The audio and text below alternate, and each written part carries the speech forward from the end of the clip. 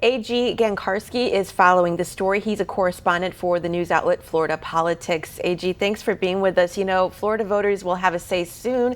We've seen these abortion measures in multiple states since the overturning of Roe v. Wade, but how do you think Floridians will react in November? Well, the threshold for Florida is 60% on amendments like this, so it's a high bar to clear. And you've also got a plurality Republican electorate in the state that would seem to mitigate against this also. But this amendment comes after Ron DeSantis signed off on two key changes: the 15-week ban in 2022, which didn't have exceptions, and the 6-week ban in 2023, which goes into effect in 1 month, and it does have exceptions for rape, incest, health of the mother, fetal abnormality, and human trafficking. So Florida voters are going to get to decide between two relative extremes compared to what the 2022 law was. Do they want the amendment, or do they want one of the strictest abortion laws in the country, and definitely one of the strictest in any big state? So you said the 60% threshold. Do you ultimately see Floridians voting in favor of abortion rights then in November, or the other way? It's a high bar to clear. A lot of times with these citizen initiatives, you see things in the high 50s. That doesn't clear it. So it's going to take 60%. My understanding is that Republicans, including House Speaker Paul Renner and others, are going to try to educate voters against this amendment. So there's going to be that kind of effort in play. But of course, Democrats are going to be betting heavily on this. The president's already got a $1 million ad buy focusing abortion rights. There's a press conference today with one of the legislative leaders of the Democrats and North Carolina Governor Roy Cooper talking about abortion being a major issue. So it's definitely going to be partisanized in this election.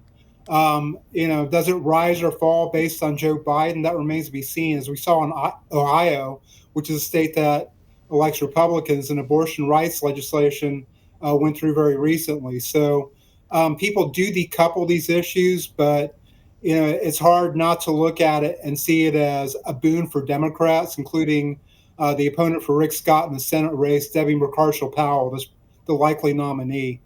So it's going to be the big animating issue of the 2024 cycle in Florida.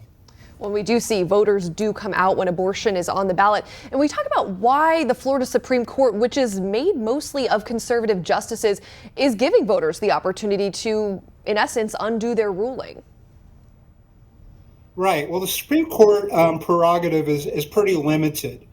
They look to see if the language is compliant, if it's a single subject, if it's clear and understandable. And on those grounds, the Supreme Court approved this amendment. It was not unanimous. It was a split decision. But it was something with the very limited role that the Supreme Court has in this. It's not that they're endorsing abortion rights. They're endorsing the constitutionality of the potential amendment and the fact that it complies with the requirements. So that's an important distinction to recognize. Well, AG, let's talk about this recent survey. It finds former President Trump is polling about 6 points ahead of Biden in Florida. How could the future of abortion rights in this state really change the dynamics of the presidential race? Well, the Biden campaign thinks the race is winnable in Florida now. They're saying this. They've been saying it for a while, but with this issue, it kind of galvanizes their supporters. Donald Trump obviously has been polling ahead in virtually every Florida poll. Joe Biden's favorability in the state has been pretty low for years now. But that being said, if this becomes a single issue campaign in Florida, it will be to the advantage of the Democrats, and it will be to the advantage of Biden. Is it enough to beat Donald Trump? As it stands, probably not. But there's a long time between now and the election. There are some serious questions about the Donald Trump campaign operation, about the former president's messaging, about his lucidity. He's not the same candidate he was in 2016 or 2020. And Governor DeSantis, who was a big help to him in 2020, is not going to be by his side in the same way this year because of the DeSantis-Trump dynamic is still frayed at best. So these things could give Democrats hope, and they could help this issue to drive the presidential election in the state, even if they don't get to 60% threshold. But if this amendment does fail come November, what does the state of abortion rights look like in the state of Florida? That ban takes effect. Are we going to see, women traveling out of state? Well, the 6-week ban takes effect next month, so we're going to get a preview of it. Women who want to have abortions after 6 weeks would have to travel out of state unless they had the exceptions, which, rape, incest, human trafficking, fetal issues, and so on, health of the mother. Those are very limited. And as women will tell you, you don't know often 6 weeks after conception if you're pregnant or not.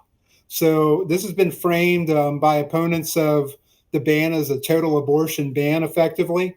It's going to create havoc in a way that the 15-week ban, which has been in play for a while now, doesn't, because that gives women time to actually make decision in the early trimesters. The way it is now, especially with limitations in doctors and health, it creates a race against time. So women who are in this position between May and November have a very tough decision ahead. Yeah, potentially huge implications not only for women but for the presidential election. A.G. Gancarski with Florida Politics, thank you so much for your time. Thanks for having me on.